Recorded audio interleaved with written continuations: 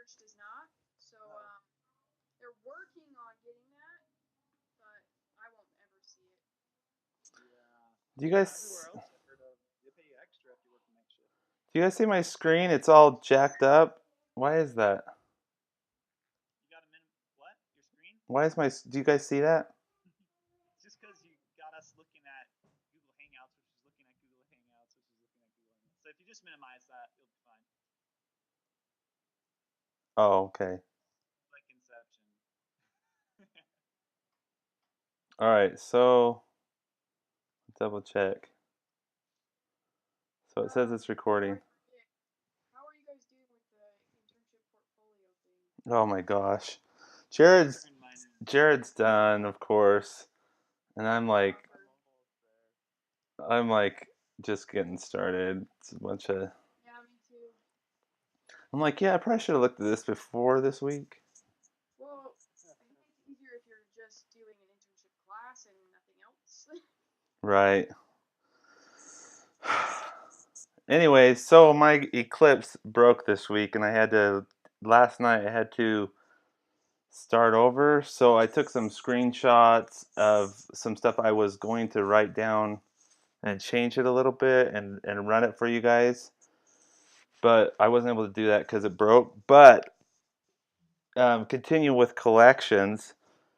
I don't know if you guys remember, and I posted it on our community, but there's Java collections, and there's lists and there's like maps.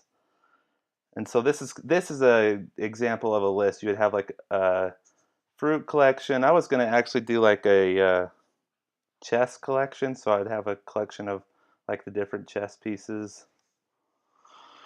But I wasn't able to get that. But basically, you would have your list, and you could initialize it as a list, and then in this example, he assigns it to an array list. Sorry, and then it's kind of basic from there. But the other one I wanted to show you was, I don't know if you guys remember, there was a map. The type of collection is a map. So you actually have a library called HashMap, Java util HashMap. And so this HashMap is like, this is the key and this is the value. So this would be like a primary key. So like right in here you have one initialized to 1 and one initialized to hello. It's just going to use the second one, overrides the first one because it has to be unique. So that's kind of cool. So it would print out, actually it'd print out, it doesn't actually print out in a certain order. So it would print out like 4 equals 4 and 3 equals 3 and 2 equals 2 and 1 equals hello. And that's the entire code. And then so hopefully I'll be able to actually write something up and run it when I get my Eclipse working again. It was really frustrating last night. I thought I was gonna die trying to figure it out, but I was able to get this far and then and get this stuff. So you guys have any questions about that? Yeah, so if you go back to your lists,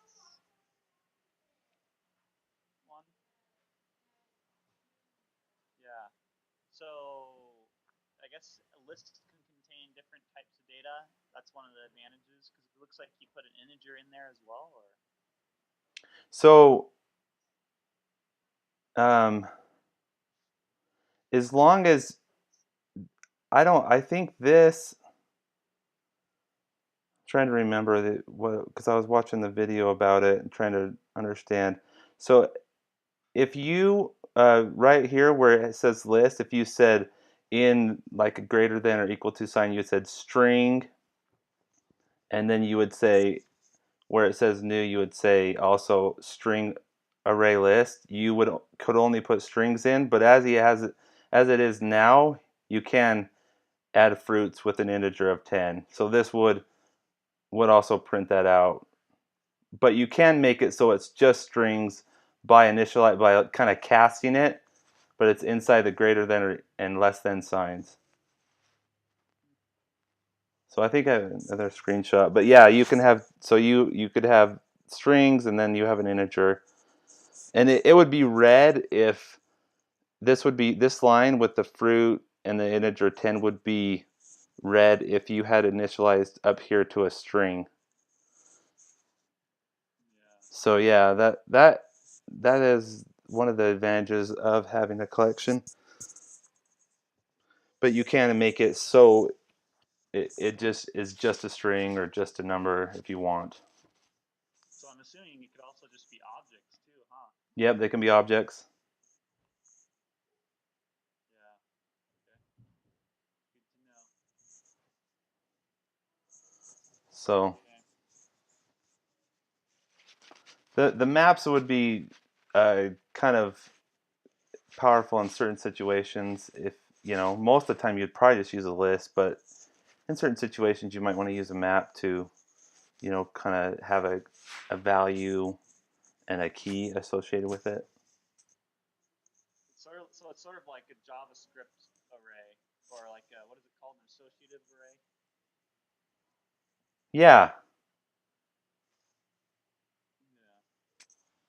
Where you have like a word that sort of describes that item or something. Yeah, that's kind of what it sounds like to me. Okay, cool. Thanks, Aaron. Yep. Who wants to go next? I'll go. Okay.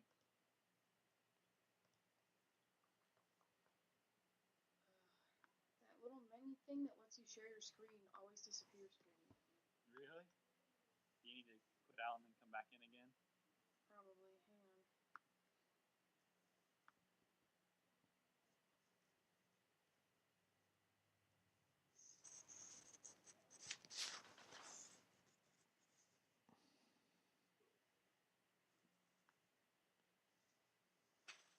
Still missing. Ooh. I wonder if there's some kind of a hotkey to get that.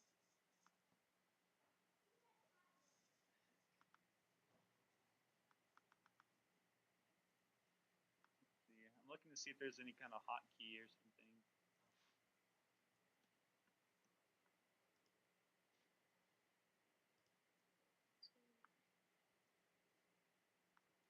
There isn't like a way to do it from the little like menu up on the top of the screen, is there? I don't think so. No. Let's see.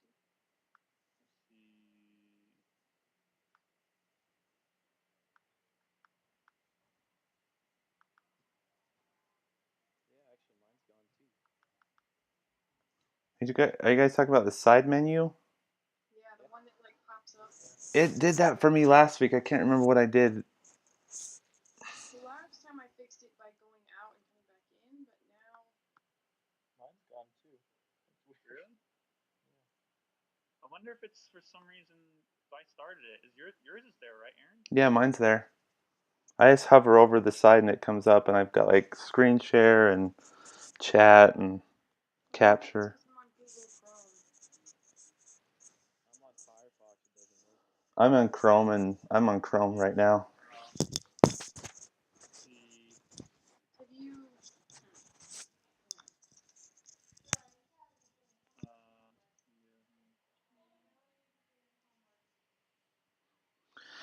Maybe if she leaves and comes back, it will work. Yeah, she's tried that already though. Yeah, I know. Maybe she. Nope, can't get it. Did you try Safari? No, I'm gonna try that really quick. That seemed to work last week and the week before.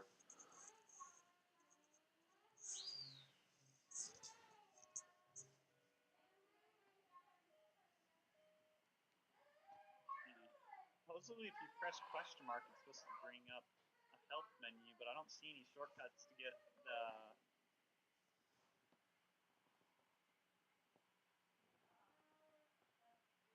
Let's see, Control E. Yeah.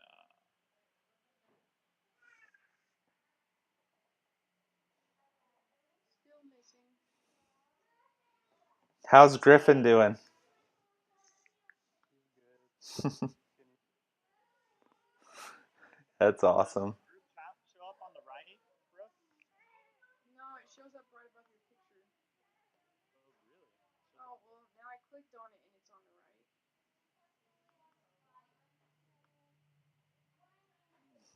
What's up, Griffin?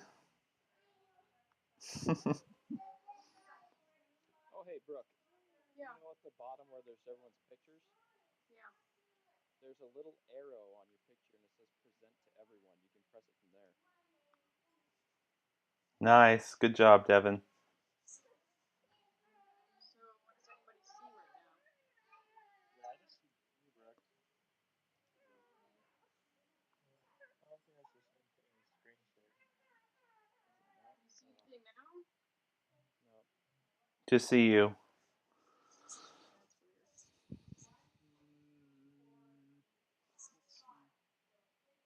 Man, I don't know. I don't like Google Plus. It's been nothing but trouble so far. Well, hey, while you guys are trying to figure that out, I kind of have some news from Brother Barney. He's the online teacher. I mean, on-campus teacher. Yeah. Oh, Yeah. okay. So he was building this curriculum for this semester with our teacher Troy, right? Yeah. Yeah. And I was talking to him about the setup of it and everything, and he was saying that um, we're not even supposed to, that like everyone's not supposed to be presenting every week, and that there's only supposed to be 2 to 3 people that present, but then we need to have 2 to 3 instances of sandbox code that we create each week. Well, then the course is set up incorrectly because it says every week we have to share which part of our video we shared our code with. I was thinking about this same thing because the way the courses are set up online, the online instructors have no clue really how it's supposed to be set up.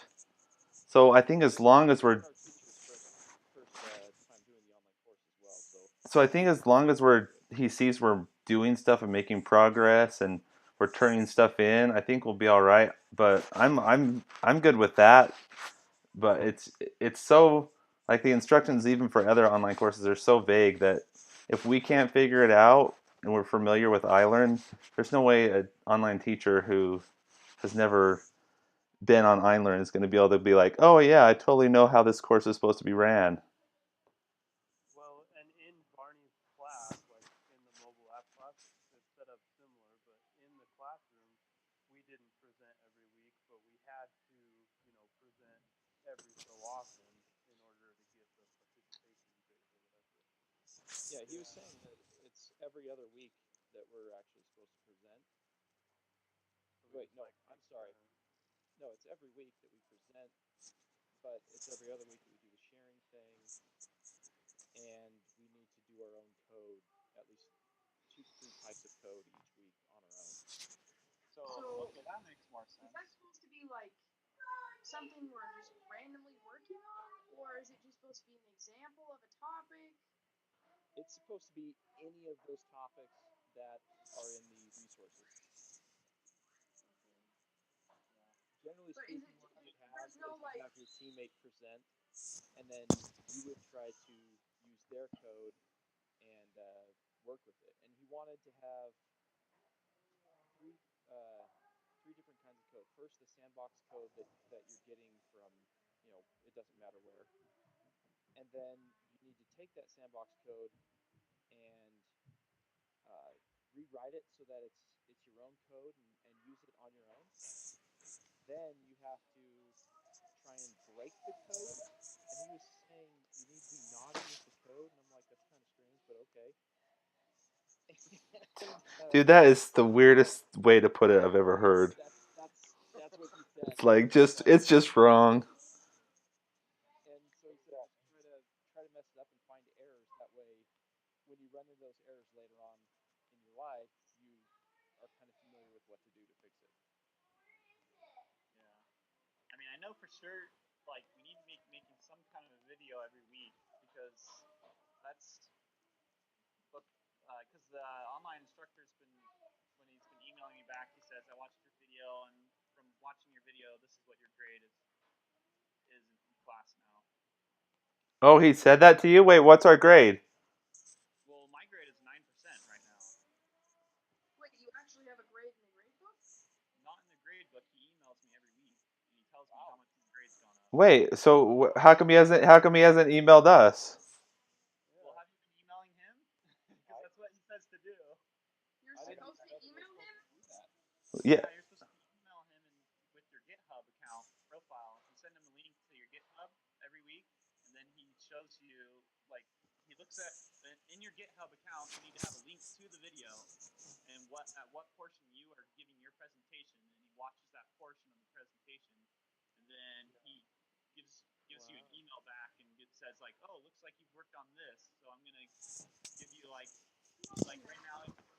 right now he sends me a chart every week, and on the chart there's like X's, and like right now, like my HTTP requests, it says like, does he understand HTTP requests, and it says agree, and it has like a check mark in it.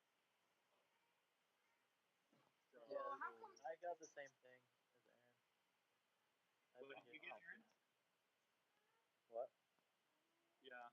The same thing you just described. Yeah, so I mean, I'd like to at least do. I mean, if you guys don't want to watch like me present something, I'm gonna make my own video because that's how he's been grading me. So. Dude, I think we just keep on our. For me personally, I just think we keep doing like what we're doing. Just share what you've learned that week, and then like Jared, just post it to his GitHub, and then send him an email or whatever. Oh, I just barely checked my grade, and apparently we put in some zeros at 6 today. You put in some zeros at what? At 6 o'clock. So Let me see if I can hopefully find the he'll link. accept this stuff late, since it's really hard to understand how this works. Yeah, it's super hard. That's what I mean. That's what I mean. Like these online, hopefully the online teachers are like a little bit flexible, because especially with like other online classes I've taken, that basically, they don't really, the teacher is not very good about writing how the course is supposed to be run, but Yeah, I think he'll be lenient. He seems like a nice guy, so. I don't know if it it matters that much if you get, because it's like he told me in one of the emails, it's okay like if you don't have that much done, because it's like it's a progression. Like you may get feedback from him and he puts you at a 0 because he doesn't think you understand it, but like the next time you can submit again, and then it improves the grade. You know what I mean? So like even if you missed it, you can submit a Saturday, I think, and then like he'll grade you on that, give you feedback, and then you can just keep doing it, like progressing on the topics that way. Oh, So So I don't like that's the Well, idea and that I got from it and what he said in I my think that email. But I think that's through the whole semester too, not yeah, just Friday. yeah, dude, I think it's stupid how we start out as an F though. Like that's so gay. then Does you really have anybody no else clue how get it a bugs grade them. besides me and Devin? I got grades. I got 100% on them, yeah. I but think my on grades. iLearn it's just 100% for But doing it. well, But I they have don't 0%. count towards your grade. So Yeah, so I Yeah, can still have a yeah. 0. yeah, But Because if I you got a 0 and a 50. The sheet he sends you is your grade. So if you look on our community page, Brother Tuckett, Truck or whatever his name is, he posted yesterday at 6:11 in the discussion board, and it said he like just, I guess he realized that some of us don't understand what's going on, so he like um, posted and told us what we need to be doing. I don't know if you guys see that. That's a pretty good description of what we're supposed to be doing. Okay, I'll look at that.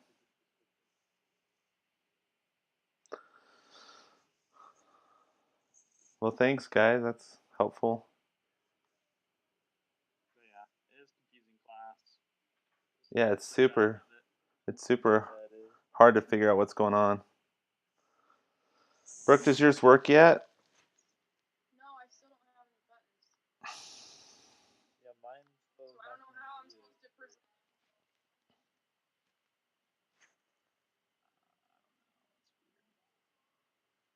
Does it? Maybe after this you could start a Hangouts and then I don't know. That's so weird. Why don't you have buttons? I wish I knew. I've tried 2 different browsers now, and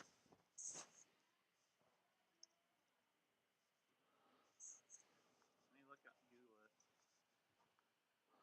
Does anyone else want to present while Jared looks that up? Well, I want to present, but I don't. I have something to present at least. Oh, let's see. How to restore missing buttons? No, that's Google Chrome. I don't know. It's really weird. It's missing.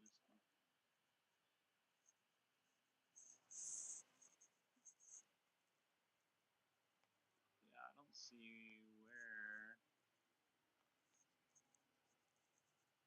it's supposed to be. Wait, so who are the 2 people that don't have the buttons? I don't. I don't have them either. Colton, do I you don't have them? have it either. I do have them, yeah. And Josh, do you have them or no? No. Oh, that's so weird. I don't know. Okay. Well, let's see. I don't know how to do that then.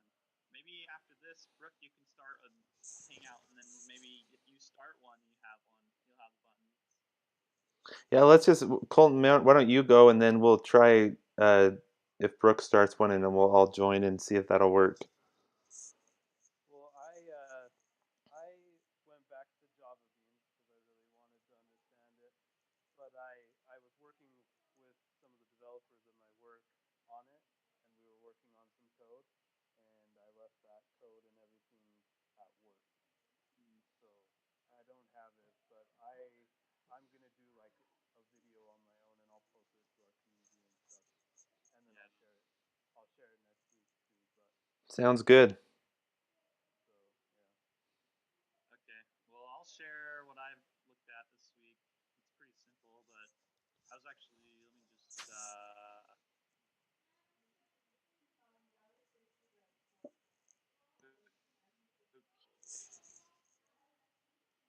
okay. So what I was doing this week was JUnit testing for test-driven development. I was just thinking I'd just make a new one real fast because it's pretty fast and it'd be easier to just for me to show you rather than just showing my code. So I'm just gonna make a project real fast. So just all you have to do is make a project,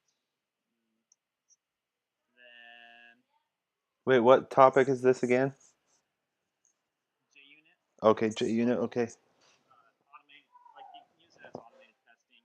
Um, Oh, that's great. it's also about like test-driven development. It's more of how like you write the tests for your code first, and then you write the code to fulfill those tests and pass those tests. So in Eclipse, it's pretty easy. So once you make a project, you can just go to this new, and you can make a new JUnit test case.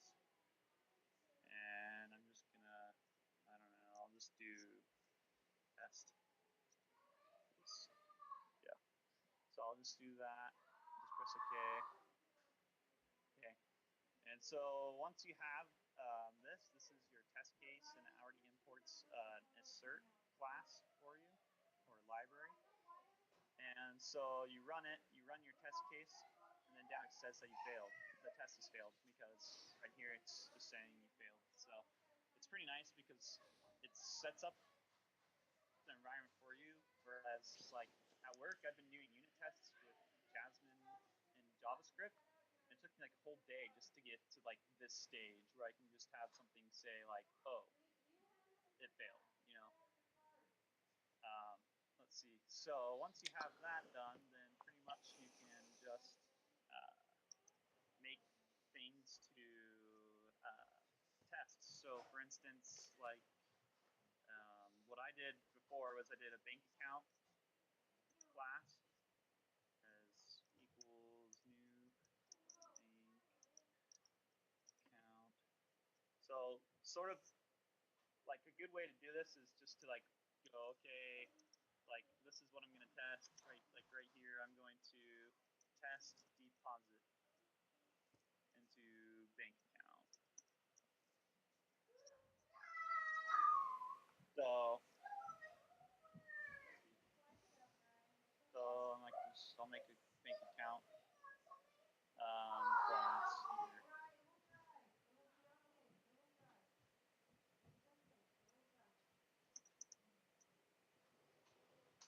So pretty much what you could do is you could just say, okay, I'm going to test depositing, let's say like $50.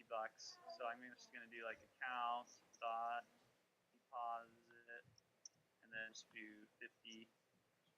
And then what I'll do is I'm just going to make a method in my bank account. So pretty much what I'm going to do, oh, I also need to make a balance. So I'll make an int or public int balance, right? Balance. Balance. So I have this balance right here, and I'm going to just do balance. I can't spell today. Oh my gosh. Balance plus equals I, because I'm going to be passing in I. So I'll go back to my test right here.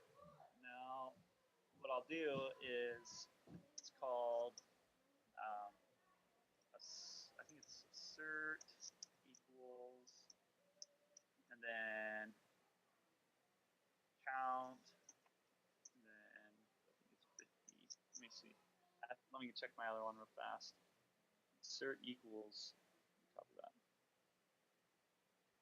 So this is just like pretty much saying like if this is correct, then it won't fail, pretty much.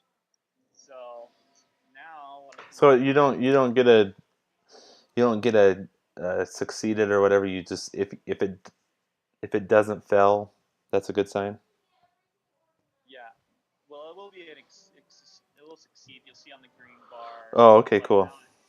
now I run it, and oh, so see, let's see. I got a red bar right here, so something is not right. Let's see.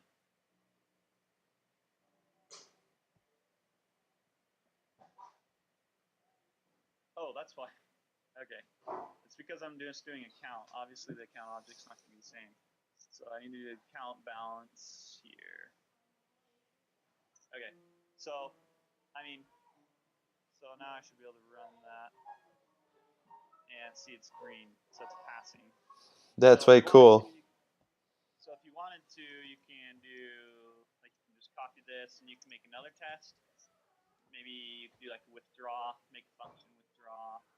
Let's just do that real fast. Withdraw. I'll make this function. Come on. Oh, come on. Gosh, why is it not coming up? Okay, test withdraw.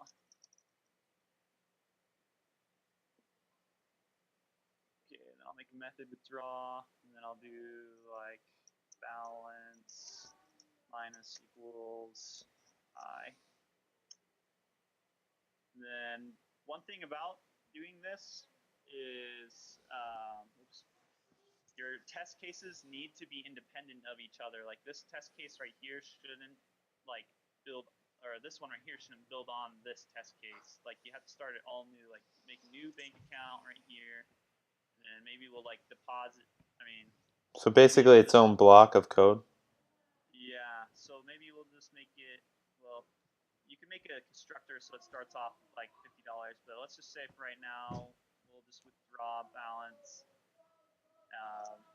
And so now we're going to be expecting it to be negative 50, I guess.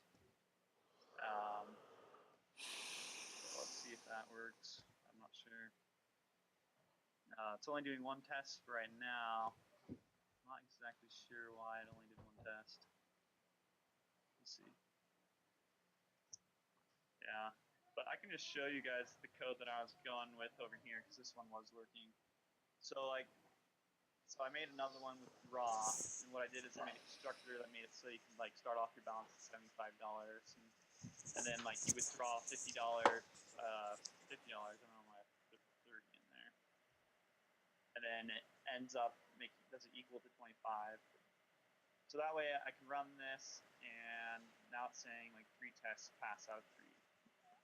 So because I have another one down here. But it's pretty cool. Like the idea of it, the idea is just to write your tests first. So like maybe write this assert equals like account.getBalance is 25, and then try to build your code up to the point where this will make it so that it equals to be 25 by the end of your function. So I think it's a pretty cool way of doing it. It's sort of hard to get into the habit of it. Like even when I was just showing you guys today, it's just not really test-driven development because I was writing code first and then going in and like. Well, actually, I mean, I guess I was writing code in here, but then this is actual code. This is just the test code. But it's a pretty fast way of doing it. I just think it's good because, like for instance, today at work, I actually merged some code into the main development branch. And the way it works at my work is I merged it in, and as soon as I make a merge into the code base, it runs all the JUnit tests against my, well, it's not JUnits, it's Jasmine tests, but same concept, against the code that I just merged in. And I actually fired off one of these things to make it so it doesn't pass anymore. And it actually sent an email to my supervisor saying like, Jared has just sent in some code that doesn't pass the tests. And it's like, oh, that's not good. but I mean, it's good in the fact that it makes it so we don't break our code. I mean, just and who knows what would happen if I was just being given free reign to put code in, nothing testing it. So I think it's a pretty cool concept. Good job. Did you guys see Josh's comment on the right? How to bring your sidebar back, Brooke? No, I didn't. So just push Command R, or if you're on a Windows, Control R. Command R for Mac. Then I can't finish the instructions because she's gone. Jared, way to be Figure it out. Jared, way to be naughty with your code. It's just so wrong. Yes, so naughty. It's so wrong. So I got the sidebar to work, but I had a question first. Was that the code that you made from Java 1, Jared? No, actually, it was one from Alinda course. Really? Yeah. Because that's exactly like the program that I had to do for Java 1. Really? Yeah. Yeah, I was like trying to think. I'm like, well, what can I test? But it's like really hard to like think of what kind of JUnit tests you can make without having like a project in mind.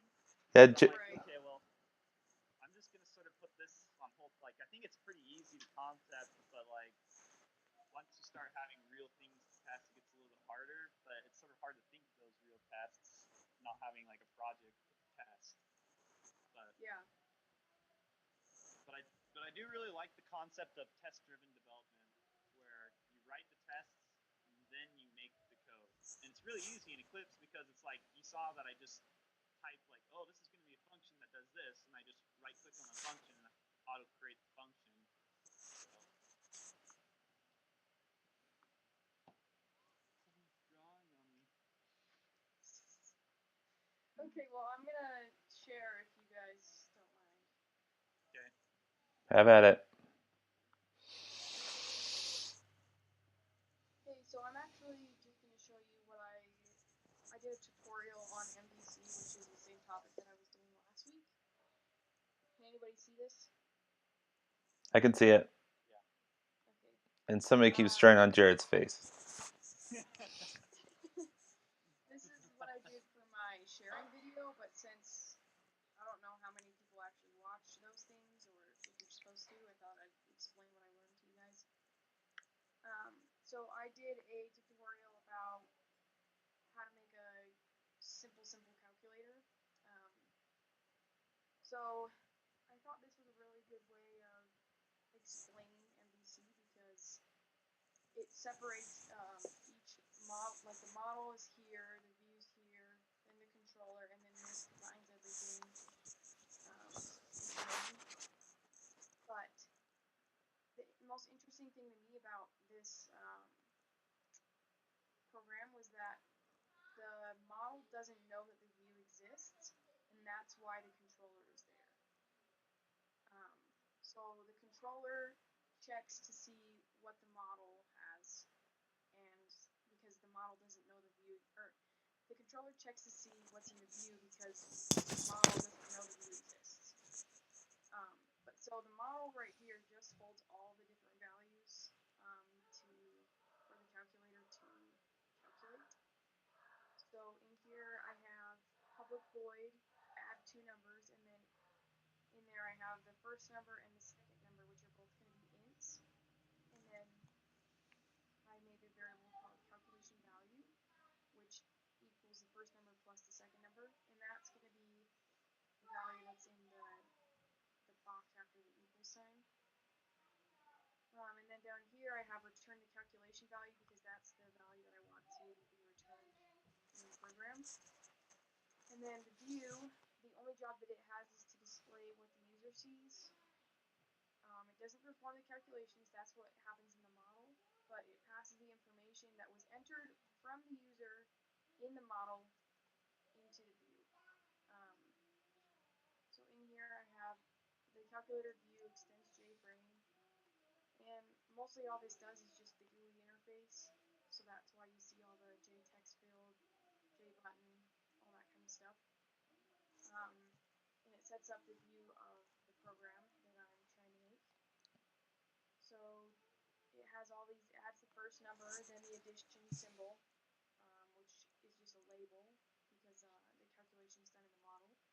And then the second number, then there's the calculate button, and then the solution. And then down here we have the first number. We want it to return as an integer. Second number, same thing. And then the solution, we'll grab the solution from the model. Then down here we have the calculation listener that is going to check to see if you've pushed the calculate button. And then the controller, this coordinates the two different interactions between the model and the view to combine it into a program so that it'll work. So in here we have the calculation listener again that will check for that, and then we have the first number, the second number equals the view of the first number, and then also the second number. And then if down here I have a catch, which is just going to be like an exception if you do something wrong, which in this case is going to be if you put in letters instead of numbers, it's going to throw the error message that you need to enter two integers.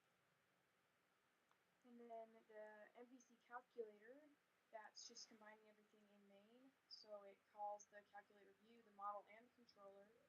It names the controller, and then calls the view and the model. And then the last thing that was part of this program was to set it to true so that you could see it. So I'm just going to show you a little bit what it looks like. You guys have probably seen double it unless you move over. So this is just a simple interface of it. So if you put 3 and 3 in here, it should give you 6, but I have an error with my naming right now. That's pretty cool, though. Good job. Any questions? So that was a. Is that a Linda tutorial? Is that what you said at the start? It was actually a YouTube tutorial. There's a guy that does a ton of Java tutorials, and then he also if you want, he gives you the code that you can just.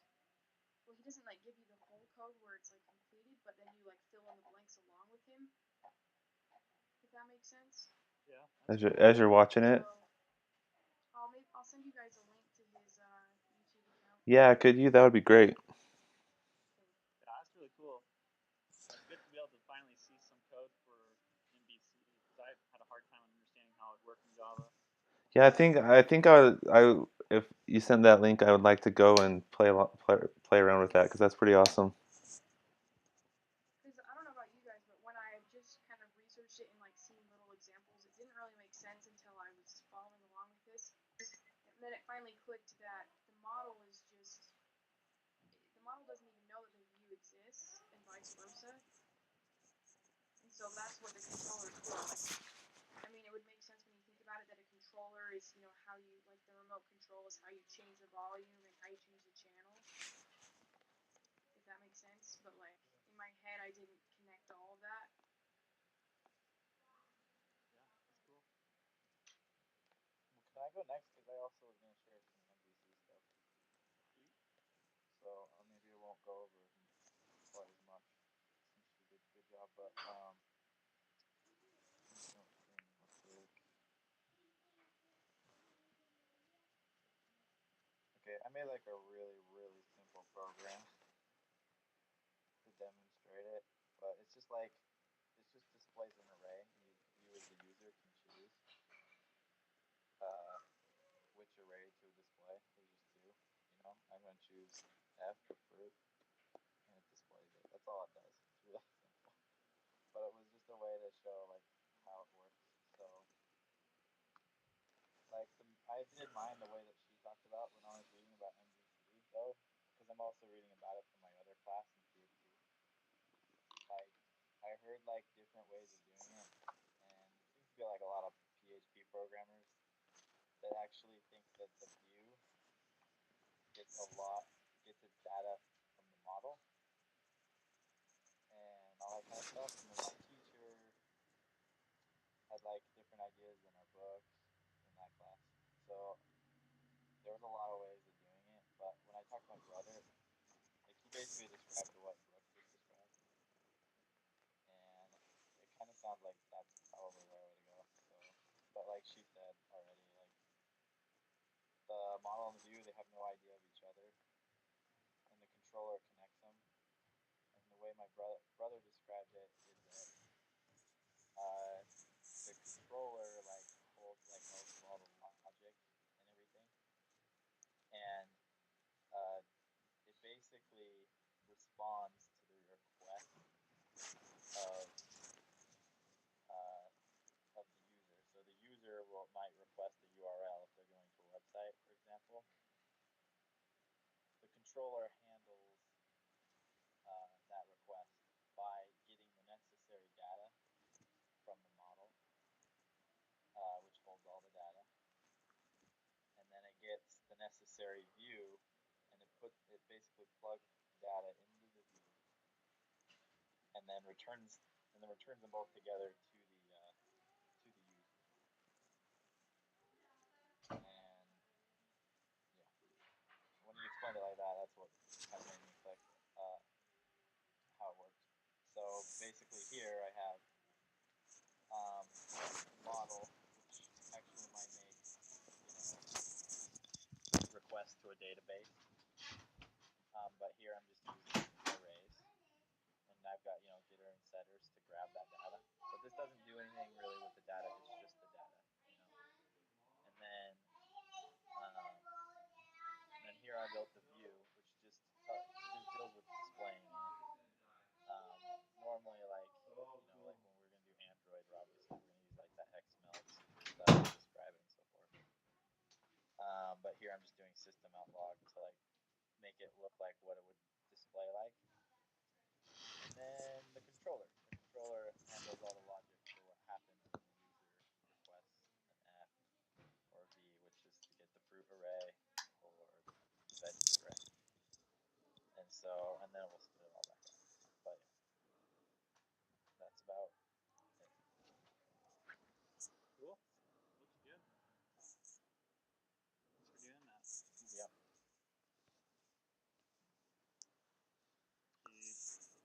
See, Devin, do you have something you want to share this week, or?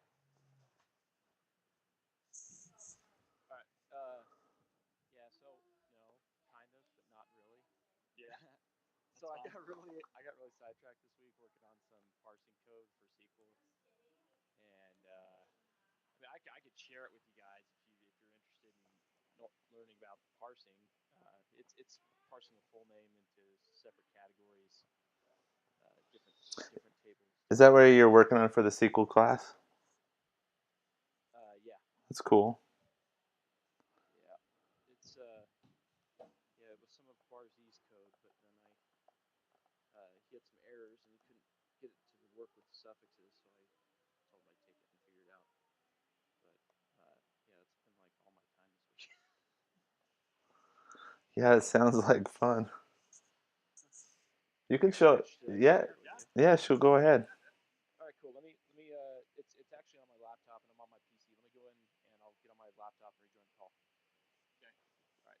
Bye bye. So, Brooke, after you're doing so far in your internship, would you want to work for the church after you graduated?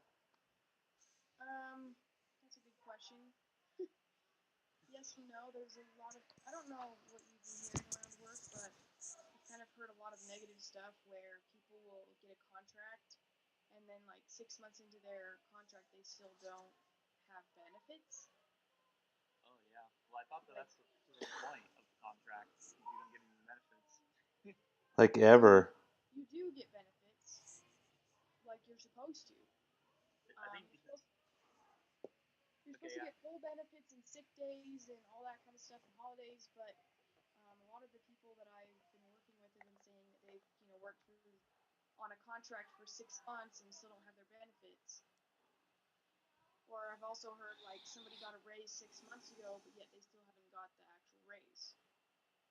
Oh, that sucks. And so just things like that kind of make me wonder if I really do want to work for them or not, because contract work sounds terrible. Like you barely get into a job and then you're kind of wondering whether you're actually going to get another contract and if you need to look for another job or if you just keep waiting. So, what are the good things about working for the church? They actually have a really good retirement program, and they do have really good insurance when you actually have it. Yeah. Just the thing is it depends on your contracting company if you even get any insurance. So like I've got a couple of coworkers that are on with a different company. It's called Tech Systems, I think, it's something like that, and they don't get any insurance at all. Huh. Well, I know all the people in my office are under the same Oh, contract. contract. So I think we're all supposed to get insurance. It's just whether you actually, because it's written in their contract that they're supposed to have it. So Yeah, so that's a different contract than most of the guys on my team.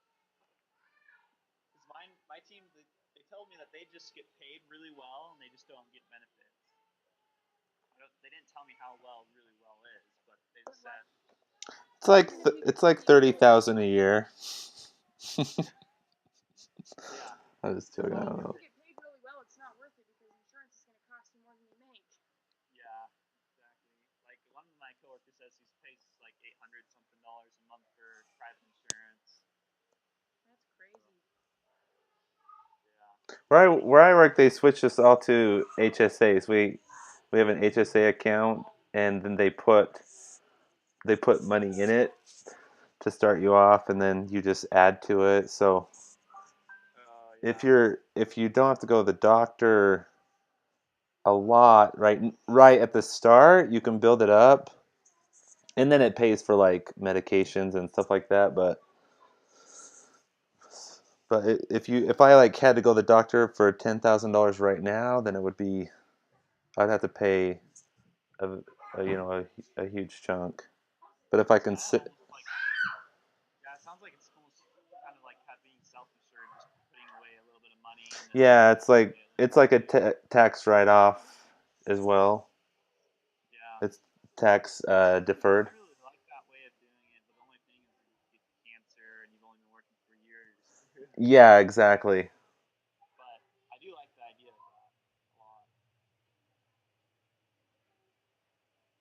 Thing is if everybody just did that, I don't know. If everybody just did that and health insurance wasn't a thing, would health bills be so expensive if there wasn't such thing as health insurance? So then maybe everybody could just I don't know. I don't know.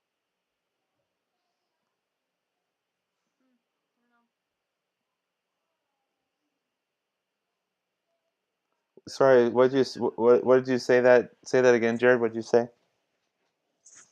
was just saying, I was wondering if everybody just had the health savings account, if like instead of insurance, I wonder if like hospital bills and stuff like that would go down in price because I feel Everyone like would just pay cash. the prices. Yeah, Yeah, it would be. It would. It seems like it would. You never know, but huh,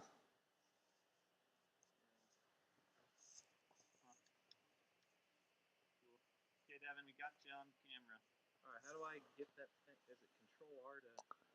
yeah, Control R should refresh it, and now he's gone, and he'll be back. So, Jared, what floor do you work on? I work on the third floor. Okay. Which Because one are you? Second? I'm on the second floor. I see Will a lot because he's just in one of the cubicles on the second floor. Yeah. All right, I've got it now. Let me share my workstation. Hopefully this. Oh yeah, perfect. Can you guys see it? Yep. Okay, cool.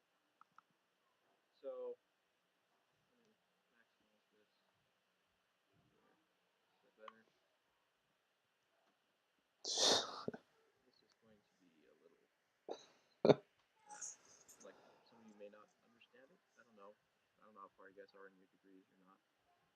But this is just some code that I was working on. Basically, we created a table called profit raw, and then we inserted a bunch of values into it. Don't feel too weird about me putting my own name in here as a profit. It's just for testing purposes, I swear. You're aspiring. No way. So we're inserting all that into the profit raw table, and then we created another table called profit. And see that information up here. This is just there's only one column, and that's full name, and these are all full names. So we created a second table with first, middle, last, and suffix, and then profit ID. That's just primary key. You don't have to worry about that. And we do an insert statement where we're going to get basically each one of those parts of the table there, each one of those strings, we're going to break it up into different parts so that we can then plug it back into our new table. So something interesting here is with the expression like.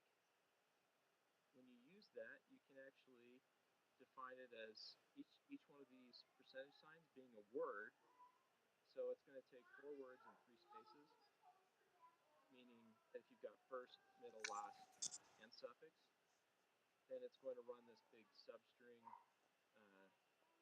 which basically, to explain it very quickly, it starts out with this one here, which is going to search for the first space and add 1 to it. So, and so for the name Devin, it'd go 1, 2, 3, 4, 5, and it'd stop because there's a space after it. So it's going to add one. So that's giving it the char index of 6. Then, since that's the third uh, parameter inside of char index here, that's telling it that's where we're going to start. So it starts it at 6, and then it goes, all right, go ahead and go to the next space. And that's going to give us a bigger number that's, I don't know exactly what number it is, let's just say 8. Then it's going to subtract 5 from that 8 and give us 3, which then we would be able to use up here in this one. And I'm explaining it wrong. Oh my gosh, the logic in this was so crazy weird. It took me like 3 hours just to finally understand exactly how it was working.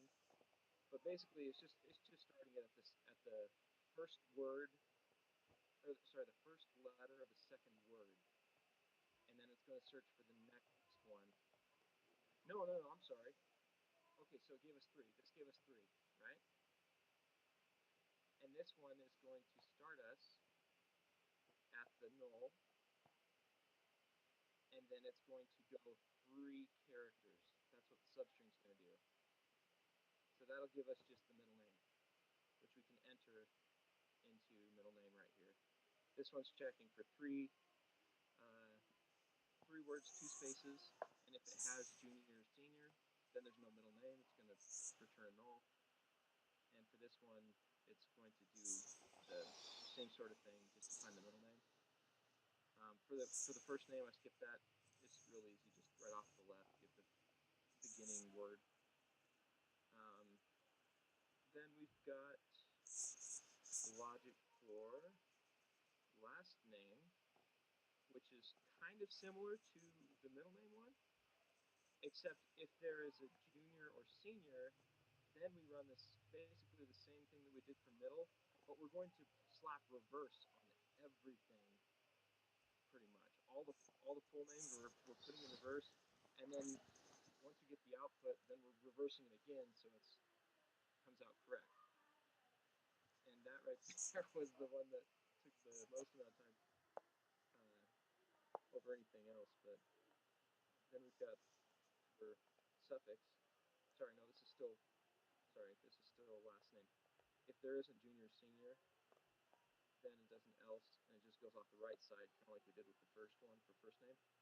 And then when there's full name like junior or senior, then it reverses the line, goes from the right, pulls it off the end. Kind of the same logic that's right here. And when we run it, we get this output here. Here's all of the input, and here's what's going into the tables. So, and as you can see on the bottom ones, if you have both a beginning, middle, last, and suffix, then it works, and then it works with every other kind as well. But yeah, that's the. I mean, really, I guess parsing could be applied to Java in the same sort of way. I know it's not one of our topics, but it's the same kind of logic. I mean, that's really what we're looking for here, is to understand the logic, right? Right. Sorry if that kind of was too much, too fast, No, you're fine. or if I wasn't making sense, because sometimes I don't make sense. We all don't make sense sometimes. Am I comparing? Yeah, you are. Well, someone's Some drawing on you now. Oh yeah. seems like Brooke likes to draw on people.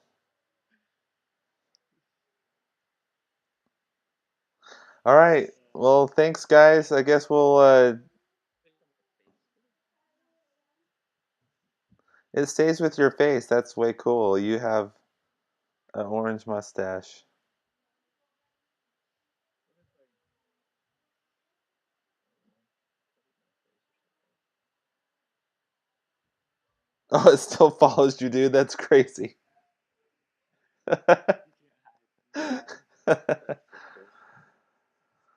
right. Well, is there anything else anyone has to share?